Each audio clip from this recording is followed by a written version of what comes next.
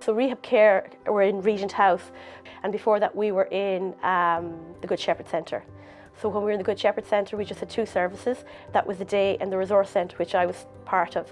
And now we have 40 service users attending Regent House, and we have a day service resource centre, an outreach centre, an outreach service, and now we're slowly developing an autism service. Essentially, the supported accommodation service aims to support people to remain as independent in their local communities as possible. And we strive to do this from a very person-centred approach, supporting people every day with their practical living skills, such as hands-on support with cooking, cleaning, their budgets and the general management of a household. Those services weren't just developed just for the sake of it. They developed because the way we've worked with service users has massively changed over the years. It was an identified need. We mould our service around the service user, so it's very much the clients lead the type of service that they want. In recent times we would have a lot of service users referred to us maybe who are living fairly okay in the community, but they might have other issues, maybe like addiction issues, or in particular one client comes into mind, he had an undiagnosed disability. Initially his disability was blindness, but when we started to work with him we started to notice this man, he's telling us, for example, that when he lifts a bag of coal he feels okay and he doesn't feel as anxious. So when we started working with him we started to query, does this man have autism?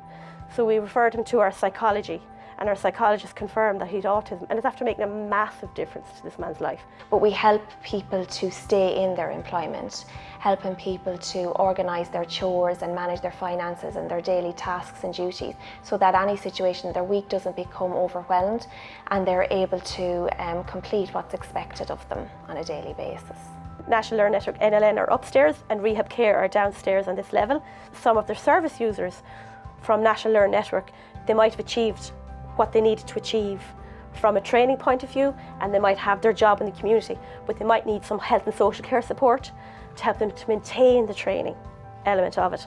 So they would come to us, and the work, the interagency or the intermingling of the work between National Learning Network and that's where we would do our work. From a transition point of view, we would work closely with Mary and Rosemary and Margaret upstairs to ensure that the client is getting the best possible service. Because as I said, they have their package with their training package, or they have their work. It's the other little bits that have been identified maybe through their system upstairs, maybe there's a plan upstairs that they need the support with, and we're able to do that, which is brilliant.